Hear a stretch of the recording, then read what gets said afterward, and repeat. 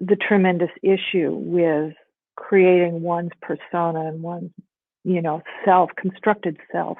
I like that term for it, in the world, is that we want to create this personality and this look, you know, dancer is one thing over here, but in general, just say, we want to make this creature that is not vulnerable to criticism, is not going to be abused or, dismissed or disrespected or in danger.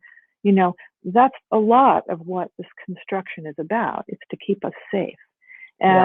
And I think that's to be respected tremendously, but it comes at a huge cost. And when I'll return to dancing for a minute, well, one of the biggest issues for me and the biggest struggle, it was this tremendous hatred of my body, even when my body was quite beautiful. There was a period of time when it was very, it just had the basics of, the right color, the right size, the right, look and everything culturally for a while. As a woman, that's a pretty tight little thing in there. We all know that. And then it started to change, where I was less the right color, right age, right size, right things, and then there would be this huge, like my fault that I wasn't those things. Instead of saying those things are screwed up, those things are not, those things are there to imprison us. Let's just say women, to imprison women, to make women unable to breathe. This is another form of foot binding or corseting. And these things get internalized, and we spend an awful lot of time, struggling to feel okay about our body, let's just say, because we're talking about dance here. So, then you kind of, go into a dance class and you think, I want my body to look right in the mirror. I want to feel okay about it. I want to dress it a certain way. I want to, have this look. But the real struggle is that you just don't want to be criticized. You just don't want to be disrespected. You just don't want to be put down or denied or abused in some way. So that's what, to me, that's what all that's about, this thing of being right and not being wrong. And it's quite real. It's quite real. So the thing that was interesting for me has how many years, hey, that's taken me to work on this, to come up to consciousness that was really at the root of my pain. And I was here in this Sufi reality of I close my eyes, there's no mirrors, I'm not looking at myself, I'm not judging myself, this sort of psychological piece. And I thought, well, now I feel the movement and I feel who I am, and it's all okay, and I'm safe, and this is incredible, and I'm dancing freely in the music. I'm done, I'm good.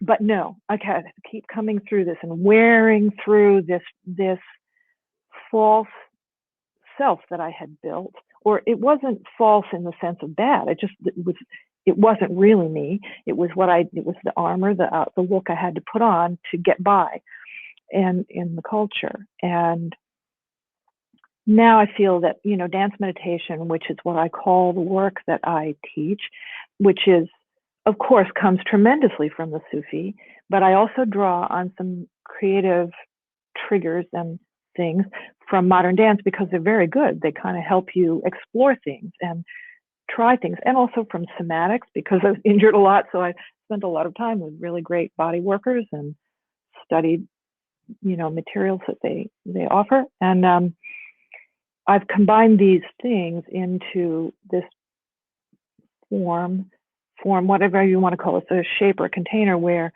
the point of the time in the dance is to feel the body, is to feel it, and to feel it on the more and more subtle levels where I'm not really sure if there's a difference between the greatest subtlety of the sense feeling of the body and the spirit. I kind of think the spirit and the body are the same thing, and they move back and forth in different amounts of subtlety. And so the whole point for me in this exploration is to go in there and do that, hang out with it, be in it, not need anything back, not try to fix myself or anything. However, I do think that when I emerge, and I'm not the only one. I know that people that are working on this feel this way too, is that I hate myself less. I hate my body less. I'm kind of in the moment, I'm in the presence, and I'm in my body without hating it. So I do think that the way to come to loving the body, I know I'm wandering over here. You didn't really ask me this question, but I think it's kind of at the No, I think it's important.